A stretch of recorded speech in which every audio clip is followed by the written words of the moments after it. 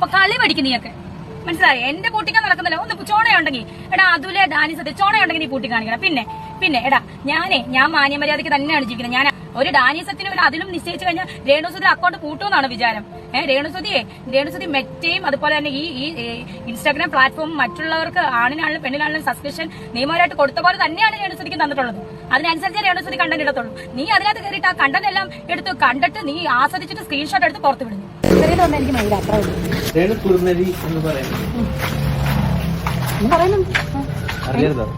ഇല്ല.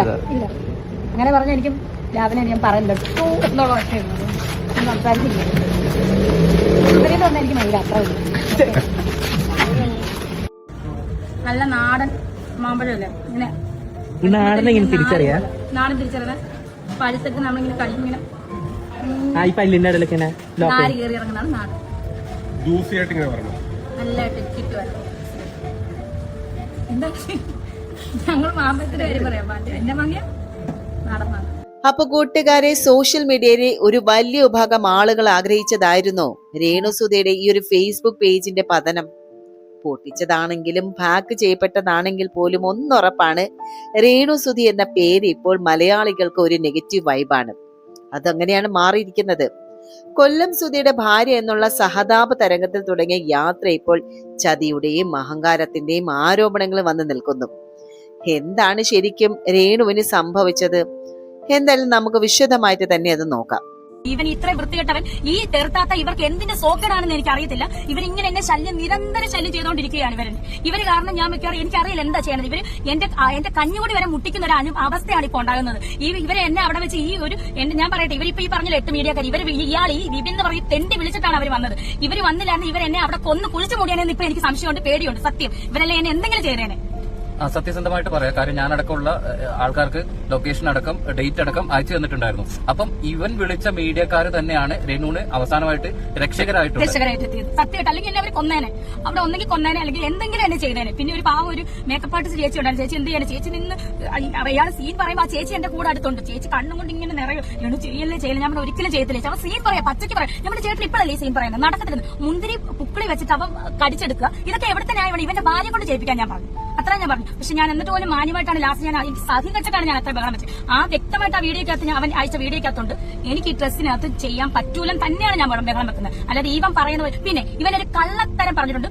എന്നെ ആദ്യമായിട്ട് എന്നെ കേട്ടത് ജിന്നെന്ന് പറയുന്ന ഡയറക്ടറിന്റെ ആൽബം കരിമിഴി കണ്ടാൽ, അല്ലാതെ ഇവന്റെ കുണുങ്ങി ആൽബത്തിലല്ല ഞാൻ കയറിയത്. ഇവൻ എന്നെ ഒരു കോപ്പിലും കേട്ടില്ല. കുണുങ്ങി ആൽബം അന്ന് ഇറങ്ങിയപ്പോൾ ജിന്നിന്റെ ആൽബം ഹിറ്റായി നിൽക്കുക, മില്യൻസ് അടിച്ച് കയറി നിൽക്കുക. നിങ്ങൾക്കൊക്കെ നിങ്ങളിൽ എല്ലാവർക്കും അറിയാം. ജിന്നിന്റെ ആൽബത്തിലാണ് എന്നെ കണ്ടതും കരിമിഴി കണ്ണാലെ ഞാൻ ഹിറ്റായതും. ഞാൻ ആ ആൽബത്തിലാണ്, അല്ലാതെ ഇവന്റെ ആൽബത്തിലല്ല. ഇവൻ ഇത്ര ചതി ഈ തെറുത്താത്തയായിട്ട് കൂടിച്ചത് ഇത്ര ചതി ചെയ്തുകൊണ്ടാണ് ഞാൻ ഇത്ര വൃത്തികെട്ട രീതിയിൽ അവനോട് ഞാൻ പറയുന്നത്. അല്ല ഞാനിത് മിണ്ടാതിരിക്കും. ഒരു ഈ മീഡിയക്കാർ ആരും എന്നോട് ചോദിച്ചില്ലല്ലോ.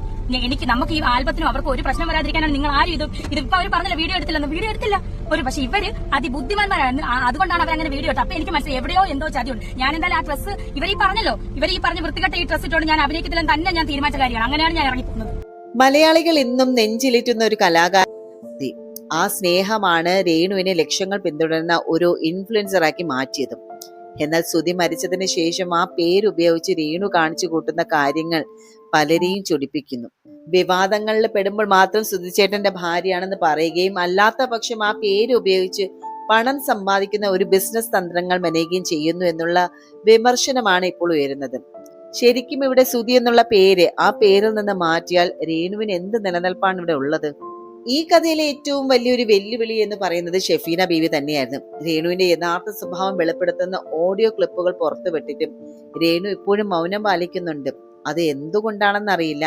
ഹനാൻ വിഷയത്തിലെ രേണു കാണിച്ച ഇരട്ടത്താപ്പ് ഈ ഒരു വോയിസ് ക്ലിപ്പിലൂടെ തന്നെ വ്യക്തമാണ്. ഇതിനെല്ലാം മറുപടി പറയാൻ ധൈര്യമില്ലാത്തത് കൊണ്ടാണോ ഇപ്പോൾ ഫേസ്ബുക്ക് ഹാക്കിംഗ് എന്ന പേരിൽ ഒരു ഒളിച്ചോട്ടം നടത്തുന്നത്? രേണുവിന്റെ അനാവശ്യമില്ലാത്ത കാര്യങ്ങളിൽ അഭിപ്രായം പറഞ്ഞ് സ്വയം വെട്ടിലാകുന്നത് നമ്മൾ പലപ്പോഴും കണ്ടിട്ടുണ്ടതിനോ. അത് രേണുവിന് ഒരു രീതിയായിട്ട് മാറിയിട്ടുണ്ട്. അങ്ങനെ ഒരു കാര്യം ട്രാൻസ്ജെൻഡർ കമ്മ്യൂണിറ്റി പിന്തുണയ്ക്കുന്നു എന്ന് പറയുകയും എന്നാൽ അവരെ അപമാനിക്കുന്ന തരത്തിൽ സംസാരിക്കുകയൊക്കെ ചെയ്യുന്നത് രേണുവിന്റെ PR വർക്കിന്റെ ഒരു പരാജയം തന്നെയാണ്. സത്യം പറഞ്ഞാൽ വകതിരിവില്ലാത്ത ഒരു സംസാരമുണ്ടല്ലോ, അത് രേണുവിനെ ഒരു കോമാളി ഇമേജിലേക്കാണ് മാറ്റുന്നത്. ഫേസ്ബുക്ക് പേജ് പോയതോടുകൂടി തന്നെ രേണുവിന്റെ വലിയൊരു വരുമാന മാർഗം തന്നെ അടഞ്ഞു.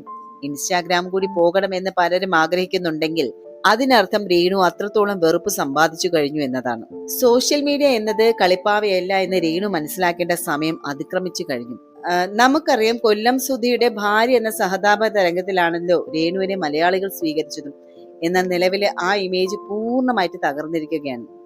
സുധിയുടെ മരണം ഒരു ബ്രാൻഡായിട്ട് മാറ്റുകയും അത് പണം സമ്പാദിക്കാൻ ഉപയോഗിക്കുകയും ഒക്കെ ചെയ്യുന്നു എന്നുള്ള ജനവികാരം ശക്തമാണ് കേട്ടോ.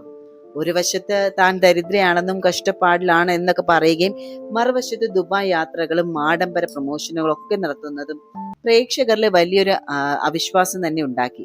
നിലവിലെ പ്രശ്നങ്ങളുടെ കേന്ദ്രബിന്ദു ഷഫീന ബീബി പുറത്തുവിട്ട വിവരങ്ങൾ തന്നെയാണ്. ഗൗരവകരമായിട്ടുള്ള വെളിപ്പെടുത്തലുകളാണ് അവർ നടത്തിയത്. സ്വർണ്ണക്കടത്ത് ആരോപണം, ദുബായിലെ രഹസ്യ യാത്രകൾ, ചാർട്ടേഡ് വിമാനത്തിലെ മടക്കം, ഇങ്ങനെ തുടങ്ങിയ നിരവധി കാര്യങ്ങൾ വോയിസ് ക്ലിപ്പുകളിലൂടെ പുറത്തു വന്നു കഴിഞ്ഞു. ഈ ആരോപണങ്ങൾക്കെതിരെ നിയമപരമായിട്ടോ അല്ലാതെയൊന്നും കൃത്യമായിട്ടുള്ള തെളിവുകൾ സഹിതം മറുപടി നൽകാൻ രേണുവിന് കഴിയാത്തതും അവർക്ക് തിരിച്ചടിയായിട്ടുണ്ട്. ഇവിടെ ഏതൊരു വിവാദത്തിലും താൻ വേട്ടയാടപ്പെടുന്നു എന്ന് വരുത്തി തീർക്കാനാണ് രേണു എപ്പോഴും ശ്രമിക്കുന്നത്. ആൽബം ഷൂട്ട് വിവാദം തന്നെ എടുത്തു നോക്കിയാൽ അറിയാം. സംവിധായകൻ വിപിൻ ലാൽ തന്നെ തെറ്റായ രീതിയിൽ ചിത്രീകരിക്കാൻ ശ്രമിച്ചു എന്ന് രേണുവിന്റെ ആരോപണം വലിയ വാർത്ത തന്നെയായിരുന്നു. എന്നാൽ ഇതിന്റെ മറുപുറം പുറത്തു വന്നതോടുകൂടിയാണ് രേണുവിന്റെ വിശ്വാസ്യത വീണ്ടും ചോദ്യം ചെയ്യപ്പെട്ടത്. ഇപ്പോഴത്തെ ഒടുവിലായിട്ട് ഫേസ്ബുക്ക് പേജ് ഹാക്ക് ചെയ്യപ്പെട്ടതും രേണുവിനെ സംബന്ധിച്ച് വലിയ സാമ്പത്തിക നഷ്ടം തന്നെയാണ്. എന്നാൽ വിമർശകർ ഇതിനെ കാണുന്നത് മറ്റൊരു രീതിയിലാണ്. അതായത് രേണുവിനെതിരെ സോഷ്യൽ മീഡിയയിൽ രൂപപ്പെട്ട വികാര പേജിനെതിരെയുള്ള കൂട്ടായിട്ടുള്ള മാസ് റിപ്പോർട്ടിംഗ് ആണ് കാരണം എന്നാണ് പറയുന്നത്. കാരണം 2026 പുതിയ IT നിയമങ്ങൾ പ്രകാരം നോക്കുവാണെങ്കിൽ തെറ്റായ വിവരങ്ങൾ പ്രചരിപ്പിക്കുന്ന അക്കൗണ്ടുകൾക്കെതിരെ മെറ്റ തന്നെ കർശന നടപടി എടുക്കുന്നുണ്ട്. സത്യം പറഞ്ഞാൽ കൊല്ലം സുധി എന്ന കലാകാരനെ മലയാളികൾക്ക് ജീവനായിരുന്നു. ആ ഒരു സ്നേഹവും ബഹുമാനം തന്നെയാണ് രേണുവിന് മലയാളികൾ നൽകിയത്. എന്നാൽ ആ സ്നേഹത്തെ ആണെങ്കിൽ ഒരു വിൽപ്പന ചരക്കാക്കി മാറ്റാൻ ആരെയും അനുവദിക്കില്ല. വിവാദങ്ങളിലൊക്കെ പെടുമ്പോൾ മാത്രം കൊല്ലം സുധിയുടെ പേര് പറയുകയും അല്ലാത്തപ്പോൾ സബ്സ്ക്രിപ്ഷൻ പണത്തിനും പ്രമോഷനും പിന്നാലെ പായുകയും ചെയ്യുന്ന രീതിയാണ് ശരിക്കും പറഞ്ഞാൽ ജനങ്ങൾ ശക്തമായിട്ട് എതിർക്കുന്നത്. പിന്നെ ഷെഫീന ബീബി പുറത്തുവിട്ട ഗുരുതരമായിട്ട് ആരോപണങ്ങൾക്കൊന്നും അല്ലെങ്കിൽ ആ ഒരു ഓഡിയോ ക്ലിപ്പുകൾക്കൊന്നും രേണു സുധി കൃത്യമായിട്ടൊന്നും മറുപടി നൽകുന്നില്ല.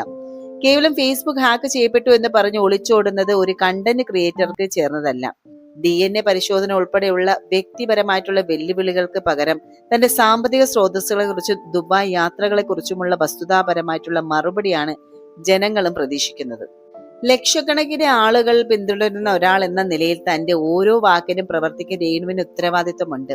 ഇവിടെ രേണുവിനെ കുറിച്ച് നോക്കുമ്പോൾ വകതിരിവില്ലാത്ത സംസാരവും അതുപോലെ മറ്റുള്ളവരെ അപമാനിക്കുന്ന രീതിയിലുള്ള സംസാരം അതൊക്കെ തിരുത്തപ്പെടേണ്ടതാണ്. ഇവിടെ അക്കൗണ്ടുകൾ പൂട്ടിച്ചതാണോ അതോ ഹാക്ക് ചെയ്തതാണോ എന്നതിനേക്കാൾ പ്രധാനം അവർക്ക് മലയാളികളുടെ ഇടയിൽ നഷ്ടപ്പെട്ടുകൊണ്ടിരിക്കുന്ന ഒരു വിശ്വാസ്യതയാണ്. അവസാനമായിട്ട് ഒരു കാര്യം കൂടി പറയുകയാണെങ്കിൽ, സോഷ്യൽ മീഡിയയിൽ ഒരു വ്യക്തിക്ക് എത്ര വേഗത്തിൽ ഉയരാൻ കഴിയുമോ അതിലും വേഗത്തിലെ താഴെ വീഴാനും കഴിയും എന്നതിന്റെ ഒരു ഉത്തമ ഉദാഹരണം തന്നെയാണ് ഇപ്പോൾ രേണു സുധി നേരിടുന്ന ഈ ഒരു പ്രതിസന്ധി എന്ന് പറയുന്നത്. കൊല്ലം സുധി എന്ന അതുല്യ കലാകാരനോടുള്ള ആദരവ് കൊണ്ട് മാത്രമാണ് ലക്ഷക്കണക്കിന് ആളുകൾ രേണുവിനെ നെഞ്ചിലേറ്റിയത്. എന്നാൽ ആ സ്നേഹത്തെ പണമാക്കാനുള്ള ഒരു തന്ത്രങ്ങളും വിവാദങ്ങൾക്കിടയിലുള്ള മൗനവും ഇപ്പോൾ ഈ ഒരു ഫേസ്ബുക്ക് പേജിന്റെ തിരോധാനവും ഇതൊക്കെ വിരൽ ചൂണ്ടുന്നത് ഒരേ ഒരു സത്യത്തിലേക്കാണ്: പ്രേക്ഷകരെ എല്ലാ കാലവും വിഡ്ഢികളാക്കാൻ ആർക്കും കഴിയില്ല എന്നുള്ളതാണ്. ഹാക്കിംഗ് ആണോ അതോ ജനങ്ങളുടെ പ്രതിഷേധമാണോ ഈ ഒരു തകർച്ചയ്ക്ക് പിന്നിലെന്ന് കാലം തന്നെ തെളിയിക്കട്ടെ. പക്ഷെ നഷ്ടപ്പെട്ടത് ഒരു ഫേസ്ബുക്ക് പേജ് മാത്രമല്ല, ഒരു ജനതയ്ക്ക് അവരോടുണ്ടായിരുന്ന ഒരു വിശ്വാസ്യത കൂടിയാണ്. ഇനിയെങ്കിലും കപടതയുടെ മുഖമൂടികൾ മാറ്റി സത്യസന്ധമായിട്ട് പ്രതികരിക്കാൻ രേണു സുധി തയ്യാറാകുമോ, അതോ ഇൻസ്റ്റാഗ്രാമോ കൂടി നഷ്ടപ്പെടുന്നത് വരെ ഈ ഒരു പാവം കളി തുടരുമോ? നിങ്ങളുടെ അഭിപ്രായങ്ങൾ താഴെ കമന്റ് ചെയ്യുക. ഈ ഒരു വീഡിയോ ഇഷ്ടപ്പെട്ടെങ്കിൽ ഷെയർ ചെയ്യുക. കൂടുതൽ ആഴത്തിലുള്ള വിശകലനവുമായിട്ട് മറ്റൊരു വീഡിയോയുമായിട്ട് വീണ്ടും കണ്ടുമുട്ടാം. അതുവരെ നന്ദി, നമസ്കാരം.